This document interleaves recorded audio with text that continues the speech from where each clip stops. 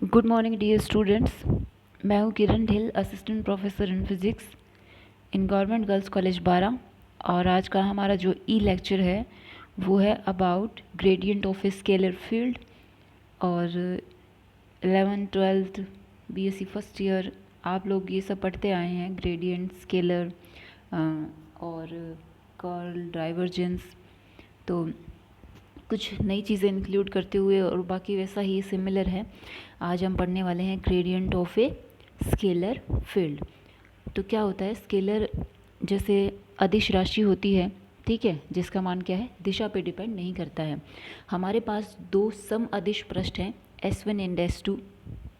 Okay, और सम अदिश पृष्ठ में क्या होता है, जैसा इसका नाम है सम अदिश पृष्ठ, तो उसमें ये होता है कि इस पूरे पृष्ठ पर, जैसे ये पृष्ठ S1 है, इस पूरे पृष्ठ पर कोई भी अदिश राशि जो है उसका मान समान रहता है। ठीक है, इसी तरीके से ये दूसरा पृष्ठ है, उस पे भी क्या है, अदिश राशि का मान पूरे पृष्ठ पर समान रहता है, लेकिन होता क्या है, दोनों पृष्ठों पे अलग है। तो हमारे पास दो पृष्ठ हैं, S1 व S2 अदिश क्षेत्र में, जिनमें से S1 पे अदिश राशि का मान है φ1 और S2 पे अदिश राशि का मान है φ plus del phi. Okay, phi का मान क्या है, कांस्टेंट, इसलिए पूरे पृष्ठ पर अदिश राशि का मान समान है। जैसे कि इसका नाम है सम अदिश पृष्ठ, यानी कि ऐसा पृष्ठ जिस पे अदिश राशि का मान समान रहता है। मीन्स कि जैसे ये पृष्ठ है ना, इस पे यहाँ भी फाई है, यहाँ भी फाई, यहाँ भी फाई, फाई सब जगह क्या है, वैल्यू जो है अदिश राशि की वो फाई है। ठीक है, इस तरीके से। तो ये जो सिस्टम है, ये इसने लंबिक वक्र रेखी निर्देशांक तंत्र में इनको रिप्रेजेंट किया है, प्रस्तुत किया है समअदिश पृष्ठ को। यहाँ पे कर्व लीनियर कोऑर्डिनेट सिस्टम हम यूज़ कर रहे हैं।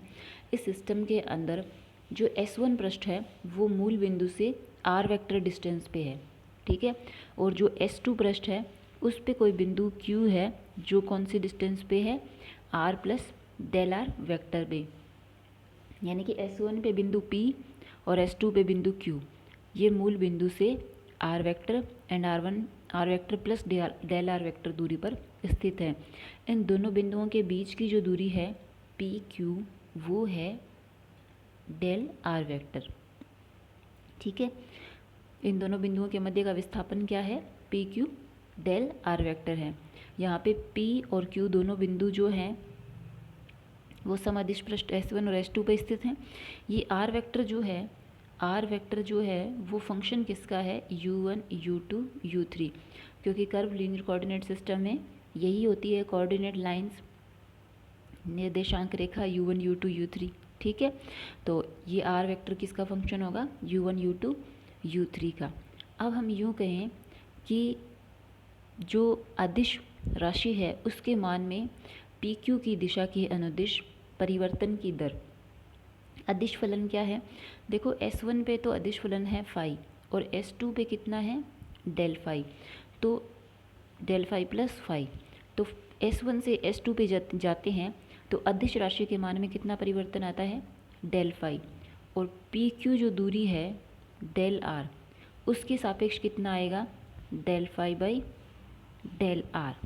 Okay, del phi by del r, अदिश फलन के मान में परिवर्तन की दर कितनी हो जाएगी, del phi by del r, वो किस दिशा में, PQ के अनुदिश, ये ना PQ की दिशा के अनुदिश अदिश फलन के परिवर्तन की दर PQ is equal to del phi by del r आ जाता है। ये तो सीधी दूरी है, जैसे P और Q के बीच की सीधी दूरी है। अब जो P बिंदु है वो तो S1 पे है और जो Q बिंदु है वो क्या है, S2 पे है।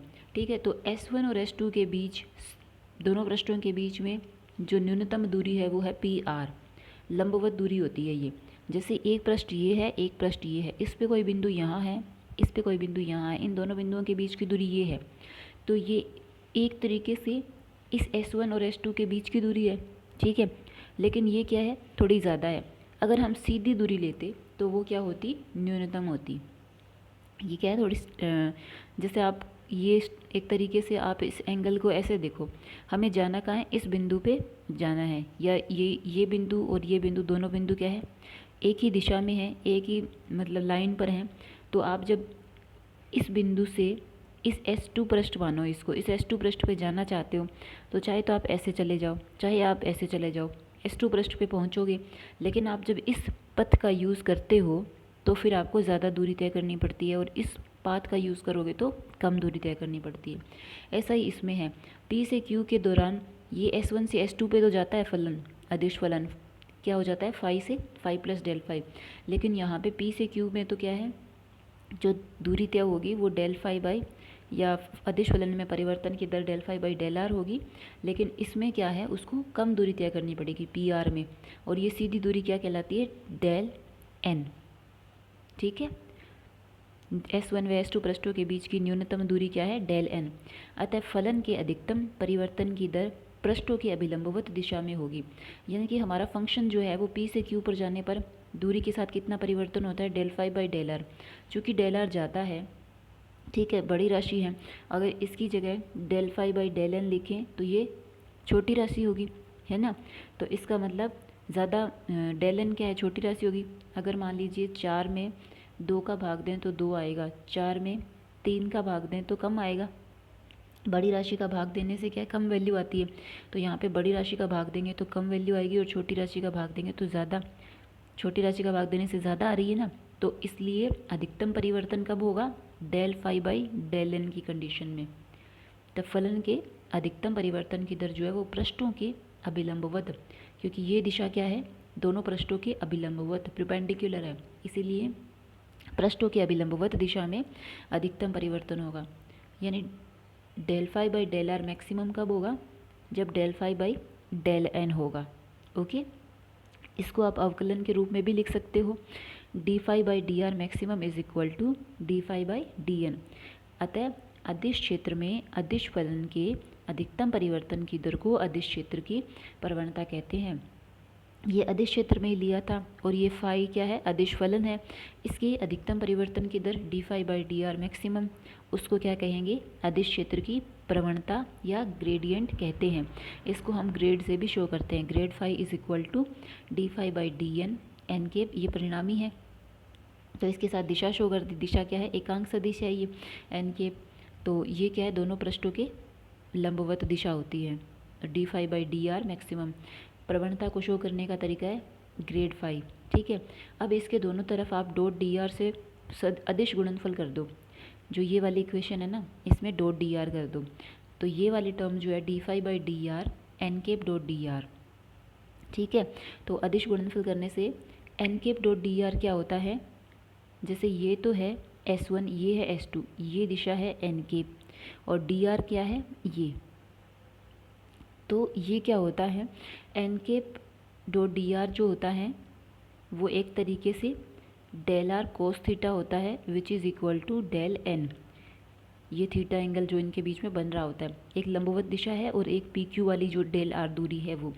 तो n cap dot del r जो है वो किसके बराबर होता है, डेल एन के बराबर होता है। ठीक है, तो इसको आप डेल एन या डी एन लिखोगे, तो जब इसको आप डी एन लिखोगे तो डी एन से डी एन जो है वो क्या हो जाएगा, कैंसिल हो जाएगा। तो यहाँ पे क्या बचेगा, डी फाई बचेगा। ओके, तो grad phi dot d r जो है वो किसके बराबर है, डी फाई के बराबर है। ग्रेड फाई क्या होता है, G1 E1 cap, G2 E2 cap, G3 H3 cap. ये orthogonal curvilinear coordinate system के अंदर इनको कंपोनेंट के फॉर्म में लिखा गया है। तो orthogonal curvilinear coordinate system में जो ग्रेड फाई है वो इसके बराबर होता है, और डी आर ये हमने अपने प्रीवियस लेक्चर में किया ही था। डी आर क्या होता है, E1 केप H1, H1 यहाँ पे स्केल फैक्टर है, E2 cap H2, E3 cap H3, DU1 DU2 DU3 ये है। तो आपने क्या करना है, d grad phi dot d r करना है। तो इन दोनों का आप डॉट प्रोडक्ट लोगे तो जो अपने सामान्य प्रॉपर्टीज़ रहती हैं वेक्टर और स्केलर मल्टीप्लिकेशन की वही यूज़ करेंगे। एकांक सदिश जो हैं E1 केप E1 केप 1 होता है, E2 cap E2 cap, E3 cap E3 cap, ये जो लिखा हुआ है ये तो 1 होएंगे, और बाकी एकांक सदिश एक दूसरे के परस्पर लंबवत होते हैं, है ना। ये परस्पर क्या होते हैं, E1 cap E2 cap E3 cap आपस में ये परस्पर लंबवत होते हैं, इसीलिए इनका डॉट प्रोडक्ट क्या है, ज़ीरो होता है। इसीलिए अब यहाँ पे जो डॉट प्रोडक्ट लेंगे उस डॉट प्रोडक्ट में E1 वाला E2 वाला और E3 वाला ये टर्म्स बनेंगी, बाकी ज़ीरो हो जाएंगी। तो यहाँ पे क्या बन जाएगा, G1 H1 DU1। ये यहाँ जो लिखा है ना इसमें यहाँ पे U1 U2 U3 कर दिया, ये है DU1 DU2 DU3। ओके, इसी वजह से हम कहते हैं कि जैसे ये कहा ना यहाँ पे DU1 DU2 DU3, तो फाई किसका फंक्शन हो गया, U1 U2 U3 का। ओके, जैसे ये E1 ये सब 1 हो गए तो 3 टर्म्स मिलेंगी, फाई इसका फंक्शन हो गया। अगर हम इसका आंशिक अवकलन करेंगे तो फाई का U1 के रिस्पेक्ट में, U2 के रिस्पेक्ट में, U3 के रिस्पेक्ट में होगा। ठीक है, तो डी फाई बराबर ये आ जाएगा हमारे पास। इसका डी फाई का कंपैरिजन ऊपर वाले डी फाई के साथ करेंगे। इसमें ये सब मैंने बताया कि ये DU1 है, ये DU2, ये DU3। तो DU1 DU2 DU3 तो है, तो DU1 के साथ क्या है, G1 H1। तो G1 H1 किसके बराबर हो जाएगा, del phi by del U1 के। G1 H1 किसके बराबर होगा, del phi by del U1, क्योंकि ये भी डी फाई है, ये भी डी फाई है, तो तीनों टर्म एक दूसरे के बराबर होनी चाहिए। तो यहाँ से G1 आ गया 1/H1 del phi by del U1। इसी तरीके से G2 आ गया 1/H2 del phi by del U2। G3 ये आ गया। तो ग्रेड फाई में क्या है, ग्रेड फाई में है G1 E1 cap, G2 E2 cap और G3 E3 कैप। तो यहाँ पे G1 का मान E1 कैप, G2 का मान E2 कैप, G3 का मान E3 कैप, और साथ में ग्रेड के साथ क्या लगाना है, फाई लगाना है। तो ये फाई है ही सही सब में। तो ग्रेड फाई बराबर, फाई एक स्केलर क्वांटिटी है, इसको आप बाहर निकाल सकते हो। तो ये वैल्यू जो है किसके बराबर आ गई, ग्रेड फाई के बराबर आ गई। और वेक्टर जो अलजेब्रा है उससे क्या है, ग्रेड और ग्रेड फाई का मान ये आया। डेल ऑपरेटर जो है वो ये होता है E1 cap H1 del over del U1। तो ये जो डेल और ग्रेड है वो एक दूसरे के क्या है, बराबर होते हैं। तो ग्रेड फाई जो है वो यहाँ पे क्या आ गया अपने पास, ग्रेड फाई आ गया is equal to del phi, and it will equal to E1 cap H1 del phi del U1, E2 cap H2 del phi by del U2, E3 cap H3 del phi by del U3। तो ये अवकल संकारक हो गया, इसे प्राय क्या कहते हैं, डेल ऑपरेटर कहते हैं। ठीक है, उसके बाद है सदिश क्षेत्र का डाइवर्जेंस। किसी भी सदिश क्षेत्र का डाइवर्जेंस जो होता है, सदिश क्षेत्र में किसी आयतन V को परिबद्ध करने वाला जो पृष्ठ होता है, उन पृष्ठों से निर्गत फ्लक्स पर यूनिट वॉल्यूम जो है उसी को हम क्या कहते हैं, सदिश क्षेत्र का डाइवर्जेंस कहते हैं। जैसे कि हम इसको इस तरीके से समझ सकते हैं कि मान लीजिए ये कोई जैसे आपके सामने ये कोई क्यूब बना हुआ है, इस क्यूब का आयतन क्या है, dV, या यूँ कहें कि V। जैसे लंबाई, चौड़ाई, ऊंचाई तीनों का गुणा करेंगे तो वो क्या आएगा, आयतन। तो ये क्या है, कोई dV आयतन अल्पांश वाला क्या है, कोई क्यूब है। तो इसके अंदर क्या होता है कि इसका डाइवर्जेंस जो होगा, इसके जो सारे पृष्ठ हैं, जैसे ये वाला पृष्ठ, ये वाला पृष्ठ, ये वाला पृष्ठ, ये जो सभी फलक हैं, इन फलकों से निकल करके जो फ्लक्स निकलेगा वो नेट फ्लक्स जो है, फ्लक्स क्या होता है, integration for closed surface A vector dot ds। यानी कि फ्लक्स का क्या डेफिनेशन है, क्या इसका मैथमेटिकल फॉर्म है, इंटीग्रेशन फॉर, ये जो है क्लोज्ड सरफेस के लिए, कि किसी बंद सरफेस से निकलने वाला सदिश जो क्या है, सदिश का क्या कहलाएगा, फ्लक्स कहलाएगा। ओके, तो ये फ्लक्स जो है पर unit volume when limit dV tends to 0, तो ये क्या कहलाता है, डाइवर्जेंस ऑफ A कहलाता है। तो आज हम बस इसके सदिश क्षेत्र के डाइवर्जेंस से इंट्रोडक्ट हो गए हैं, और अपने नेक्स्ट लेक्चर के अंदर इसको पूरा कंप्लीट करेंगे, इस डेरिवेशन को।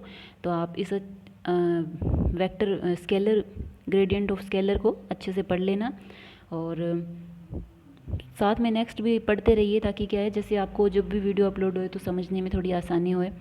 नोट्स भी आपको इनके भेज देंगे। और अपना ख्याल रखिए, खुश रहिए, स्वस्थ रहिए और पढ़ते रहिए। धन्यवाद।